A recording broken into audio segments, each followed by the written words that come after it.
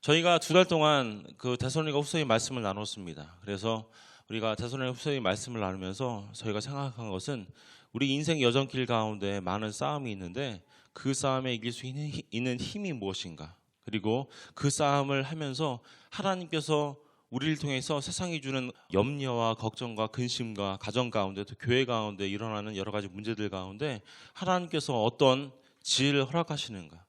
지혜가 있어야 우리가 시험을 우리가 닥치게 되더라도 그 시험을 우리가 이겨낼 수 있잖아요. 그리고 이어서 3장의 말씀은 사울을 통하여 하나님께서 우리를 위해서 기도하시고 또한 우리가 이 땅 가운데 살아가면서 특별히 신앙의 공동체로서 너희가 하나님의 진리의 말씀, 복음을 전하는 긴급한 일을 해야 될 것을 우리에게 권면하십니다. 그리고 마지막에서는 사도 바울을 통해서 우리에게 또 권면하시죠. 우리에게 참된 축복을 하십니다. 너희가 주 안에서 평안하라.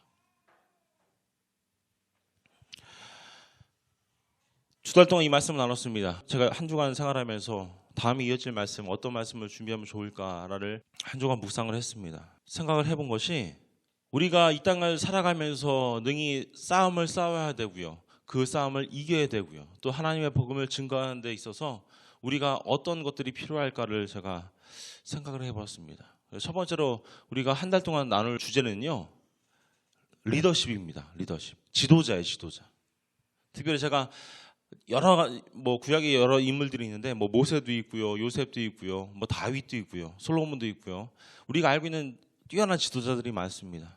근데 그 중에 제가 엘리야를 잡았어요. 엘리야의 모습을 보면서 우리가 지도자는 저런 삶을 살아야 되는구나. 하나님께서 영적인 어떤 인생의 여정길을 가면서 싸움에 있어서 지도자를 삼으셨는데 그 지도자는 이런 생각을 하고 또 이런 하나님께서 주시는 확신을 가지고 이 싸움에 임하는구나를 가지고 우리가 한 달 동안 나누려고 합니다. 특별히 오늘 시편 23편 말씀을 제가 봉독해 올린 이유는요, 우리가 그 엘리야를 살펴보기 전에 우리의 모습을 먼저 살펴보길 원해서입니다. 지도자라는 어떤 주제를 놓고 우리 말씀을 열왕기상의 말씀을 가지고 엘리야를 묵상을 했어요. 일주일 동안 묵상하면서 같이 묵상한 것이 지도자된 우리의 모습입니다. 그래서 그 엘리야를 먼저 소개하기 전에 먼저 우리의 모습을 살펴보길 원합니다. 오늘 시편 23편은 믿는 모든 사람이 잘 알고 있는 다윗의 시입니다. 여호와는 나의 목자시니. 몇 달 전에도 우리가 함께 나눴죠.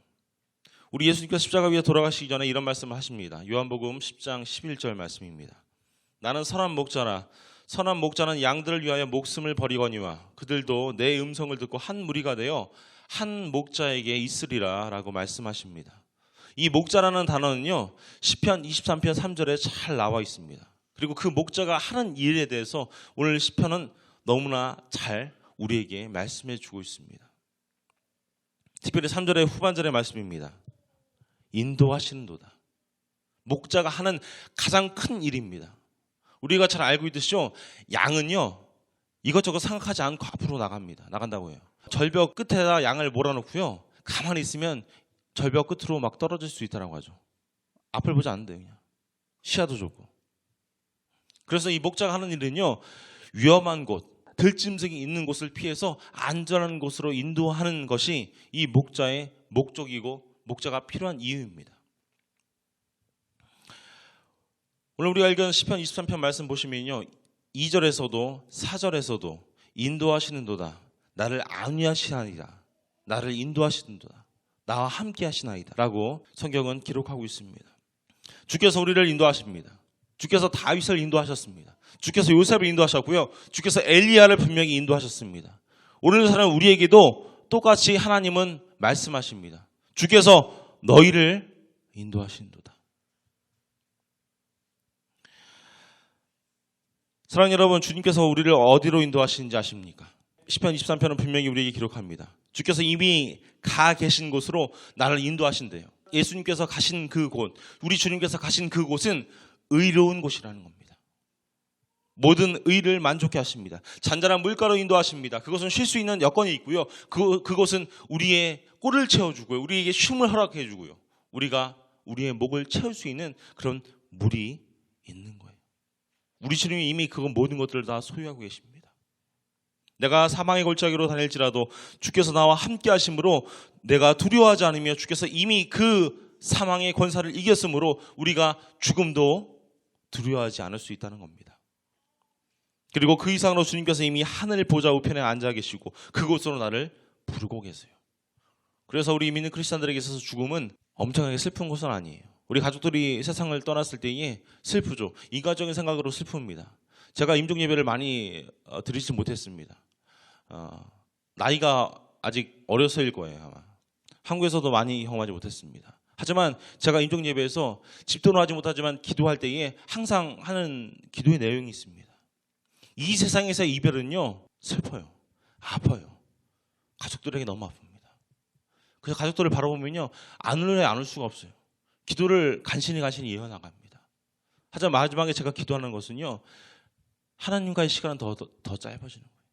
우리와의 관계는 끊어졌지만 하나님과의 관계는 더 가까이 가셨다는 거예요. 우리 주님께서 보좌 위 우편에 앉아 계셔서 우리를 부르십니다. 우리가 하루하루 매일매일 눈을 뜨시죠. 눈을 뜨면서 생각해야 할 것은요, 오늘도 한 걸음 더 갔구나. 그곳으로 우리 주님께서 나를 인도하고 계십니다. 이 말씀을 묵상한 가운데 우리는 이런 결론을 낼 수 있습니다. 지도자란 무엇입니까? 어떤 여행을 시작한 사람들로서 다른 사람들과 함께 동반해서 떠나는 사람들이 지도자예요. 이것이야말로 복음 가운데, 이 말씀 가운데 우리 주님께서 우리에게 보여주신 일입니다. 이 말 가운데는요, 두 가지가 포함되어 있습니다. 지도자란 어떤 의미가 있냐면, 첫 번째는 긴 여행을 준비하며 나서는 사람이에요. 두 번째는 남을 인도하는 사람입니다. 우리는 우리 자신이 가지 않은 곳으로 다른 사람을 인도할 수 없습니다. 제가 지난주에 우리 김성달 집사님과 함께 요세미티에 갔다 왔습니다.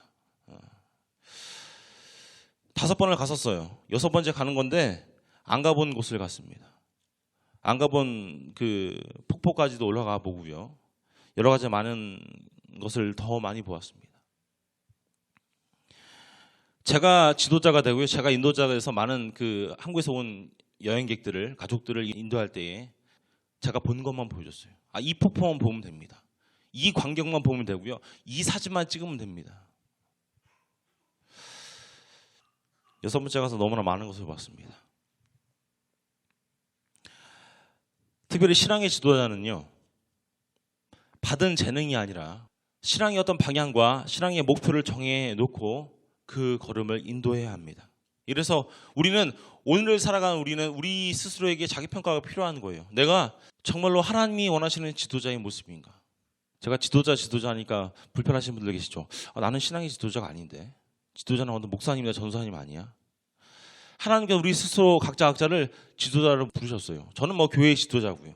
여러분들은 각 가정의 지도자가 될 수 있습니다. 직장의 지도자가 될 수 있고요.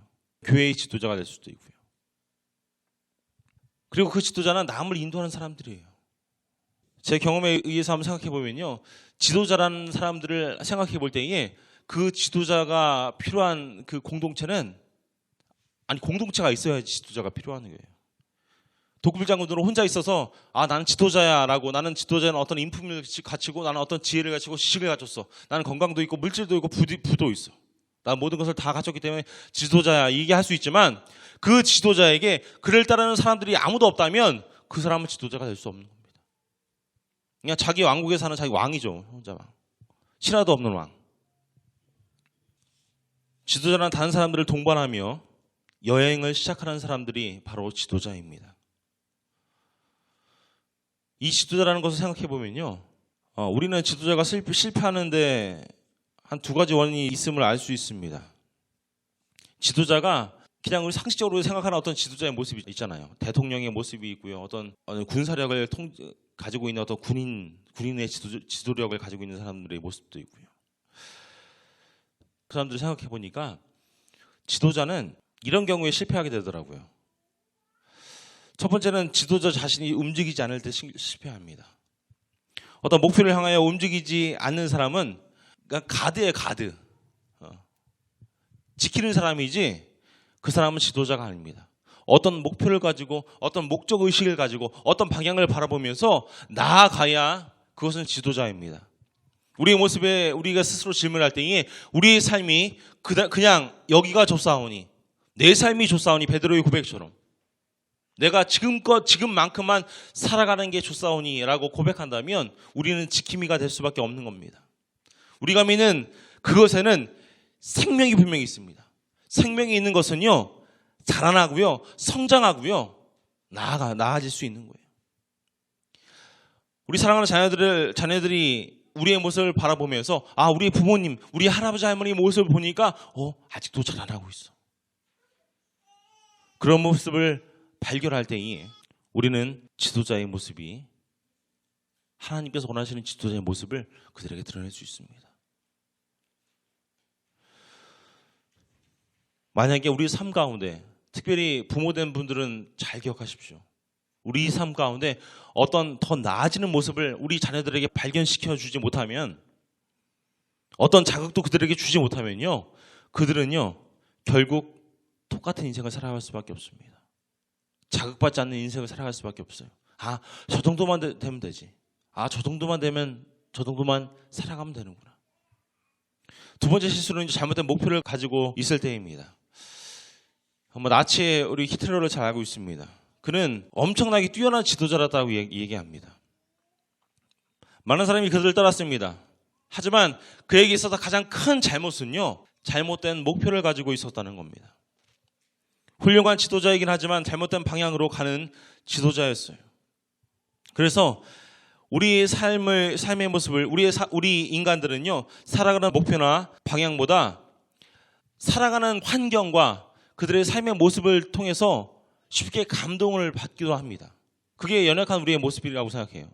그 사람이 어떤 목표가 방향성이 확실치 않더라도 그 사람이 세상 가운데서 어떤 권력을 지니고 있고요, 세상 가운데 떵떵거리며 살고요, 그 삶이 행복해 보인다라고 생각하면 우리는 그들을 지도자라고 생각합니다. 한국의 뉴스를 보시는 분들은 많이 요즘에 보시겠지만 정치권에서 아주 성완종 리스트라고 해서 정치권이 들썩들썩합니다. 나라가 들썩들썩하죠. 우리 눈으로 보기에 그들은 지도자입니다. 뛰어난 학식도 갖췄고요, 뛰어난 어떤 언변술도 있고요, 뛰어난 능력도 갖췄습니다. 하지만 그들 각자의 삶을 돌아보면 각자 다른 목표를 가지고, 다른 방향을 가지고 가고 있었다는 거예요.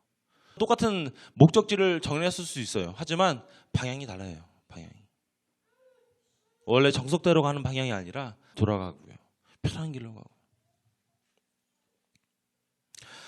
사랑하는 여러분, 우리도 마찬가지입니다. 우리가 살아가는 목표나 방향성이 온전히 정말로 자리 잡힌지 한번 생각해 보셨으면 좋겠습니다. 어쩌면 우리의 마음이, 이성이, 우리의 감성이 우리를 주장하는 대로 이게 좋은 것 같아, 우리 생각을 보니까 이게 맞는 것 같아, 이런 것들을 이끌려 우리가 살아가지는 않으십니까? 겉모습이나 말하는 것에 이끌립니다. 겉모습이나 그 사람의 어떤 풍겨나는 아우라를 보면서 저 사람 보니까 내가 따라가고 싶어. 스타일이 좋아 보입니다. 저 사람 멋져 보여, 내가 저 사람 따라해야지.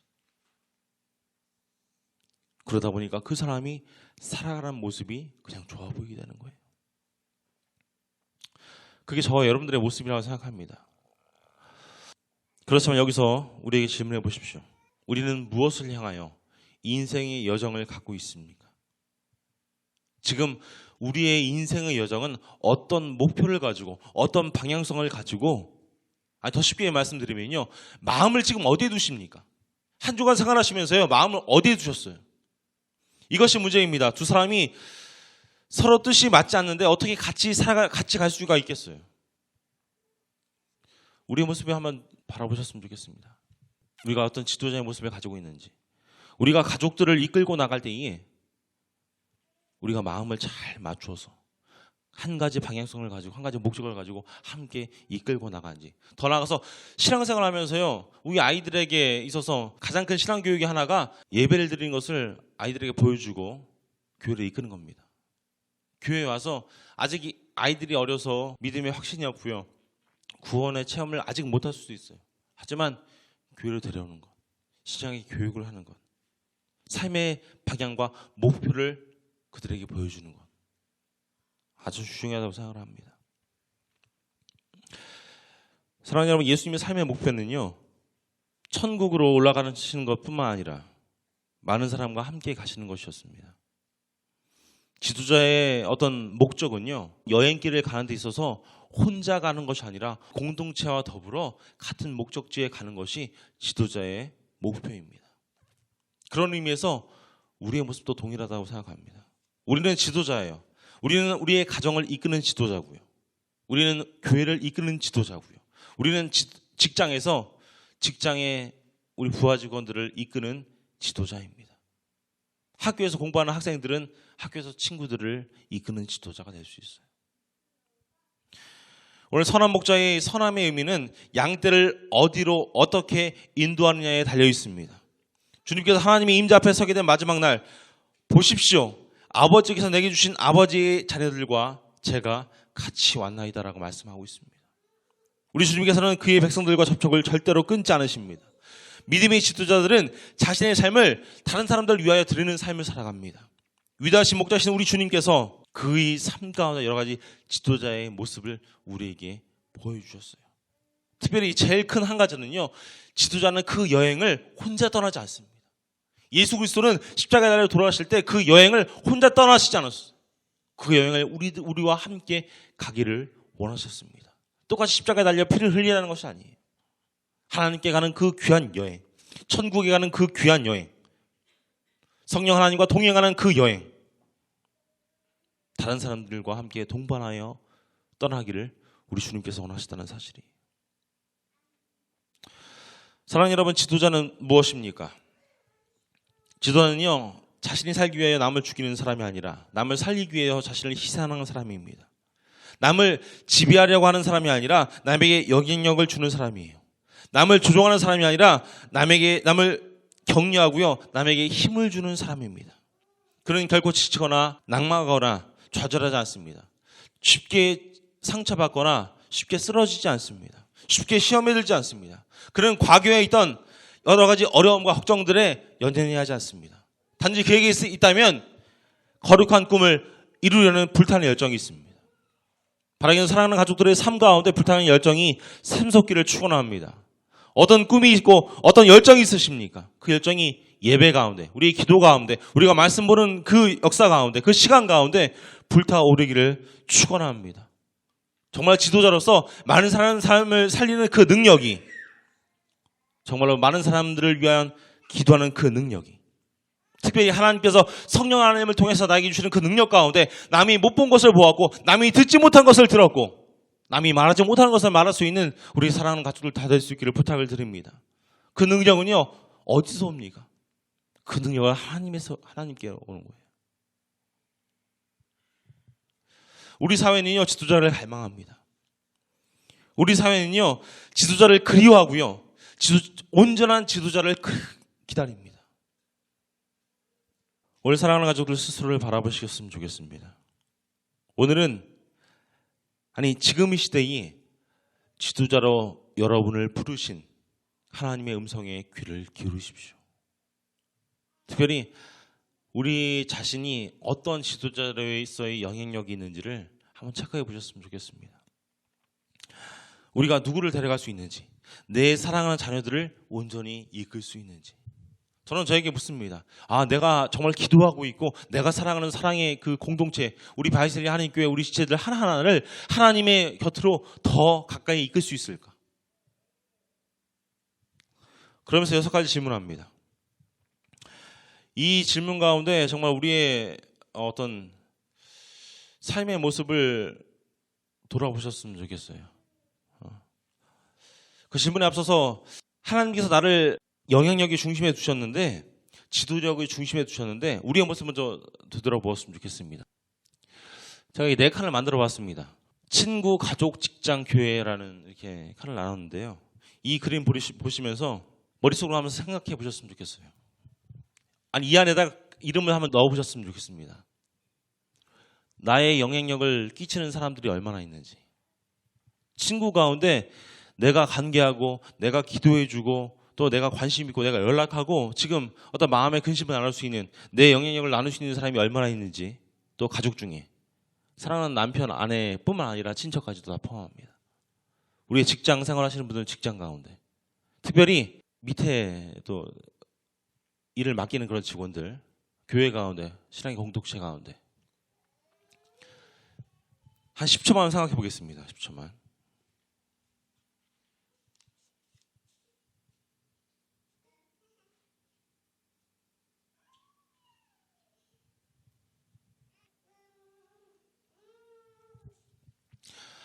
이름이 꽉 차셨어요? 어떤 분들은 어느 칸은 꽉 차는데 어느 칸은 별로 없죠. 제가 좀 어제 그걸 경험했어요. 기도하면서. 친구에 대해 생각해 보았으면 좋겠습니다. 하나님께서 친구들을 여러분 주변에 두셨습니다. 여러분들은 각자가 어떤 친구들에게 영향을 끼치며 살고 있습니다. 어떤 영향을 주고 있는지 우리가 의문이 들 때가 있어요. 내가 어떤 친구들에게 어떤 영향을 주고 있을까? 정말 좋은 영향을 주고 있을까? 아니면 내가 크리스찬으로서 좋은 영향을 끼치지 못하고 있을까? 여러분들의 영향력을 어떤 목표를 가지고 있는지, 어떤 방향성을 가지고 있는지 그 방향성을 그 친구들이 바라볼 수 있을까라는 생각을 해볼 수 있습니다. 가족입니다. 자녀들이 있고요, 손자 손녀가 있고요, 형제 자매, 이모 고모, 삼촌 사촌들. 특별히 저는 오늘 모든 부모님들, 특별히 할아버지 할머니 되신 분들이 후세에 태어날 모든 후손들을 위하여 어떤 믿음의 경건한 삶을 살기를 작정하시기를 부탁을 드려요. 우리가 잘 알고 있는 목사님 중에 조나단 에드워드 목사님이 있습니다. 조나단과 사라 에드워드 부부는 경건한 부모입니다. 주님께 영광을 돌리는 삶을 살기로 마음을 먹고 그렇게 살았고요. 우리가 잘 알고 있어요. 자녀들의 양육에 있어서도 조심스럽고 깊은 관심을 보이며 살았습니다. 이 두 부의 자손들을 두고 연구한 어느 학자의 연구 결과가 이렇습니다. 알고 계신 분들도 계시겠는데요. 자손들 중에 미국의 부통령이 하나, 상원의원이 셋, 주지사가 셋, 대학 총장이 13, 30명의 판사, 65명의 대학 교수, 80명의 기관장, 100명의 변호사와 100명의 선교사가 그들의 가정에서 나왔다고 합니다. 저는 이 조나단 에드워드의 가정의 모습을 보면서 기도하기는 우리 사랑하는 가족들의 우리 가정의 모습도 이렇게 될 수 있기를 축원합니다. 우리의 모습을 보고 우리 자녀들이 더욱더 온전히 성장하기를 축원합니다. 경건한 아버지 어머니의 영향력은 세대를 지나면서 엄청난 어떤 능력을 발휘할 수 있어요. 시편 112편 2절 말씀입니다. 그 후손이 땅에서 강성하며 정직자의 후대가 복이 있으리로다. 정직한 자의 복, 온전히 거룩함 가운데 정직한 지도자의 복, 그것은 후손이 그 복을 받는다는 거예요. 부모가 거짓되면요, 자손들은 저주를 받습니다. 하지만 부모가 정직한 어떤 지도자로서 온전히 하나님 앞에서 살아간다면 그 자녀들은 하나님의 축복을 받을 수 있습니다. 그래서 출애굽기 20장 6절 말씀에 하나님은 나를 사랑하고 내 계명을 지키는 자에게는 1000대까지 은혜를 베푼다고 말씀합니다. 1000대면 몇 년인지도 모르겠어요. 훌륭한 조상, 훌륭한 부모를 만나면요, 그 후손들이 존경을 받고요, 그 후손들이 인정을 받고요, 그 후손들은 축복을 받습니다. 시편 37편 25절의 사유당은 내가 어려서부터 늙기까지 의인이 버림을 당하거나 그 자손이 걸식함을 내가 보지 못했다고 이야기해요. 다윗이 이야기하고 있어요. 하나님 온전히 섬기는 그 종이 그 가문들을 보니까 그 가문들이 어려움을 당하거나 걸식하는 일을, 음식을 먹지 못하는 일을 내가 보지 못하였구나. 사랑하는 여러분, 하나님께서 나를 우리 가족의 영향력 중심에 두십니다. 다음은 직장의 문제입니다. 직장에서 한번 생각해 보십시오. 하나님께서 직장에서 우리를 어떤 영향력의 중심에 두셨습니다. 어떤 밑에 사람들을 관리하는 분들은 있으시죠. 그런 분들은 또 그런 영향력이 있고요. 또는 같이 여러 가지 많은 일들을 함께 나누는 그런 일들을 하시는 분들은 또 그런 가운데 영향력이 있습니다. 교회는 어떻습니까? 하나님께서 우리 모두를 주님의 없는 교회 가운데 하나의 공동체로 삼아 주셨습니다. 어떤 분들은 교회 생활을 하시면서 늘 기쁨 가운데 계시는 분도 있고요. 어떤 분들은 아직도 답답한 가운데 있으리라 생각합니다. 어떤 분들은 구원의 확신을 가지고, 믿음의 확신을 가지고 능력을 베풀며 살아가는 분들도 있을 것이고요. 어떤 분들은 아직 구원의 확신이 없어서 연약하고 쉽게 쓰러지고 모든 일들이 평안하지 못한 삶을 살아가는 분들도 계시리라 생각합니다. 어떤 분들은 아직 예수 그리스도의 어떤 십자가의 사건이 정말 진짜일까? 그것이 나의 일일까? 어떤 의혹을 가지고 신앙생활 하시는 분들도 계실지는 모릅니다. 그런데 지도자로서요, 여러분들의 영향력은 교회에서도 매우 중요합니다. 하나님께서 하나님께 온전히 바쳐질 사람들을 쓰셔서 또 그런 사람을 위해서 또 그런 사람을 통하여서 그리고 그 사람 가운데 친히 역사하시는 그 모든 모습을 세상이 그 모습을 보고 알기를 저는 기도합니다. 알았으면 좋겠어요. 여러분들의 삶의 모습을 보고 하나님께 온전히 바쳐진 사람들의 모습이 저렇구나. 저렇게 살아가는 거구나. 그런 것을 세상이 알면 좋겠다는 것이 저희 기도의 제목입니다. 하나님의 은혜로 내가 그런 사람이 되리라. 우리 스스로가 고백하길 원합니다. 우리 크리스천은요, 온 생애를 바쳐서 예수 그리스도께 헌신한 삶의 열기를 느낄 수 있도록, 다른 사람이 느낄 수 있도록 그런 삶을 살아가기를, 그런 열망이 있기를 부탁을 드립니다. 내 자신이 그런 사람이 되실 수 있기를 바라요. 다른 나의 남편, 나의 아내, 나의 사랑하는 공동체의 원이 아니라 내 자신이 그렇게 되기를 부탁을 드립니다. 그러기 위해서 나의 삶의 모습을, 우리의 모습을 살펴보시길 원했으면 좋겠어요. 6가지만 생각해 볼 텐데요. 제가 드리는 질문에 짧게 한번 머릿속으로 답해 보셨으면 좋겠어요. 첫 번째는, 나는 믿음으로 기도하고 있으십니까? 이 질문을 나는 기도하고 있는가라고 생각할 수도 있어요. 하지만 더 한 발자국 더 나가서 보아야 할 그런 질문이에요. 누가복음 18장에 보면요, 예수님께서 쉬지 말고 기도할 것을 가르치고 계십니다.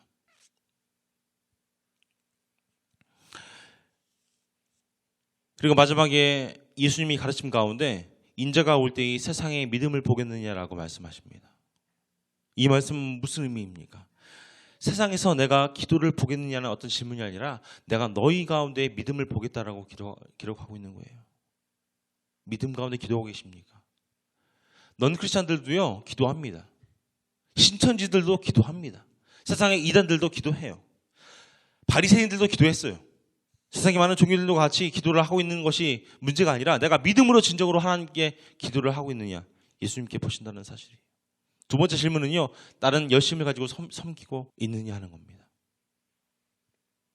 로마서 12장 8절 말씀입니다. 다스리는 자는 부지런함으로 하라고 말씀하고 있어요.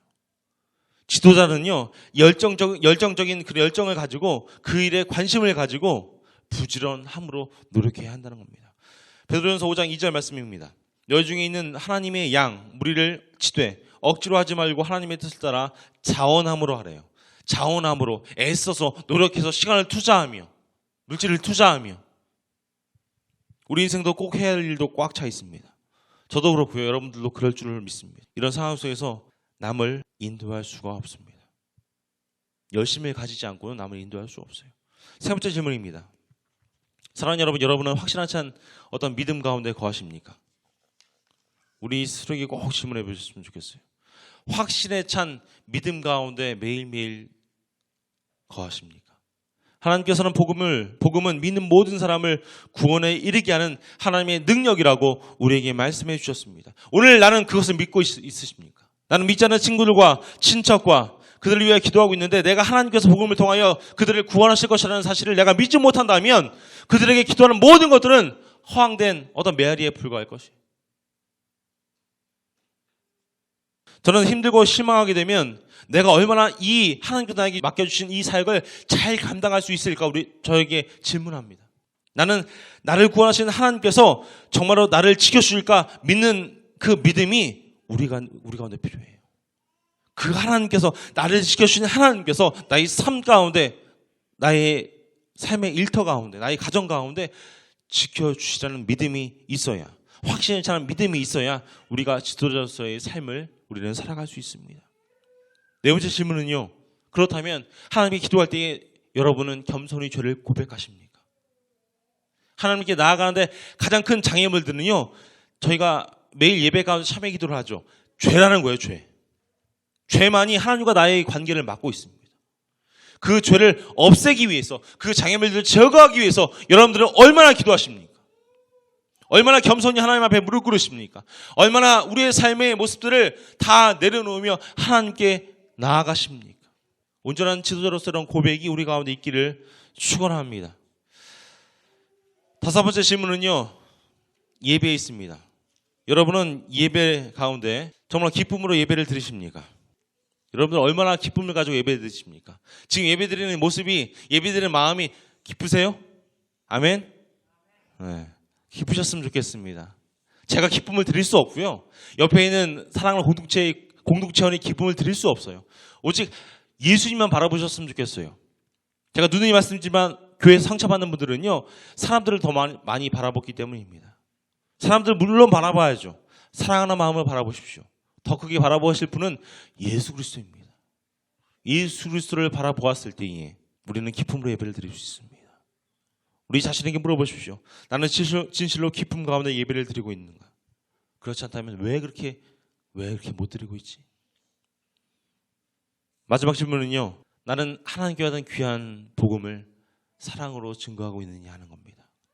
이게 넌 크리스찬을 해당하는 것이 아니에요. 우리 사랑하는 가족들에게, 내가 만나는 사람들에게.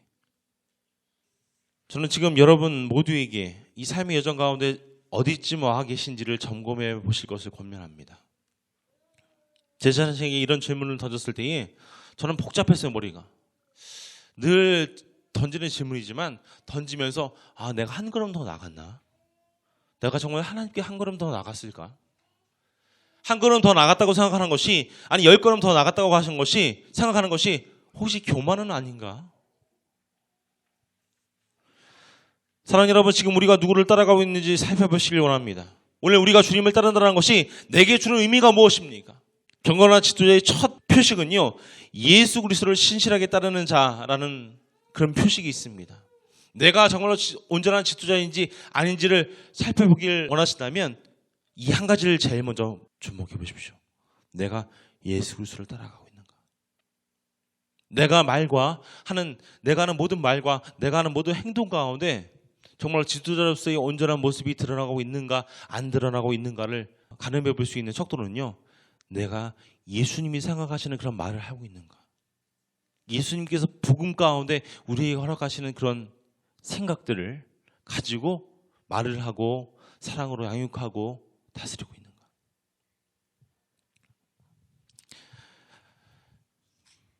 오직 주님만이 어디로 우리를 인도하실지 아십니다. 오직 주님만이 우리 안에 무엇을 두셨는지 아십니다. 이 점을 분명히 확신하십시오. 우리가 어떤 인간적인 노력을 통해서 모든 것들을 지도력을 얻을 수 없습니다. 제가 서두에도 말씀드렸지만 우리는 나약한 존재예요. 부족한 존재예요. 아무것도 가질 수 없는 존재예요. 그럼에도 불구하고 우리가 이 땅을 살아가면서 능히 승리할 수 있는 이유는요, 바로 한 가지예요. 우리 주님이 우리의 사실을, 우리의 모습을 다 아시기 때문에. 산산이 부서지는 꿈과 짓누르는 스트레스 가운데, 그리고 우리에게 주어지는 큰 희생 가운데 섞여서 우리는 너무나 지칩니다. 너무나 많이 쓰러질 때가 있어요. 기도하면서 낭망할 때가 많이 있습니다. 하지만 그러한 환경 가운데 있는 저와 여러분에게 우리 주님께서는 은혜의 선물을 허락하십니다. 편리함이 추구하는 세상에서 많은 사람들은 자신에게 평안한 삶을 제공할 수 있는 어떤 신들을 찾습니다. 주님을 따르는 삶은요, 우리를 십자가로 인도합니다. 그러나 그곳에서 끝나지 않을 것이고요, 주님을 따르는 그 가운데 주님은 우리를 영광 가운데 이끄실 것으로 믿습니다. 말씀 마무리 짓겠습니다. 우리 주님께서의 우리 삶 가운데 어떤 표본이 된 것은요, 우리로 주님의 발자취를 따를 수 있게 하심입니다. 가능한 것이 아니라 예수 그리스도가 되라는 말이 아닙니다. 십자가에 달리는 것이 어떻게 우리에게 가능합니까? 십자가에 달리라는 의미가 아니에요. 당신을 상하게 한 사람들을 용서하신 그 주님, 참을 수 없는 고통 가운데서도 많이들을 섬겨주셨던 그 주님의 모습, 그 주님의 모습을 우리가 담기를 원하는 겁니다. 우리 가운데 내주하신 성령님의 도우심으로 우리는 그렇게 할 수 있습니다. 평안 가운데 거할 수 있는 그 이유는요, 성령님의 그 내주하심을 의지하는 일입니다. 바라기는요, 우리가 이 땅 살아가면서 승리할 수 있는 방법은 다 한 가지 길밖에 없습니다. 주님 안에서 우리 안에 있는 이러한 삶에 대한 어떤 열정들을 다시 한번 회복하고요, 하나님께서 허락하시는 깨우침 안에서, 하나님께서 허락하시는 그 지도력 가운데 주님과 늘 동행하며 다른 일을 이끌 수 있는 우리 사랑하는 가족들 다 될 수 있기를 주님 이름으로 축원합니다. 기도하겠습니다. 참 좋으신 아버지 하나님 감사합니다. 우리는 지금 어디에 와 있습니까? 하나님께서 허락하신 지도자의 모습 가운데 우리는 얼마나 많은 사람들이 이끌고 있습니까? 우리의 모습을 되돌아보면서 정말 주님 품 안에 온전히 우리가 자리 잡기를 소원합니다. 정말 우리 스스로를 되돌아보며 이 땅 가운데 하나님이 원하시는 귀한 영향력을 잘 발휘하고 있는지 우리 스스로를 돌아볼 수 있는 우리 사랑하는 공동체 될 수 있도록 하나님 인도하여 주시옵소서.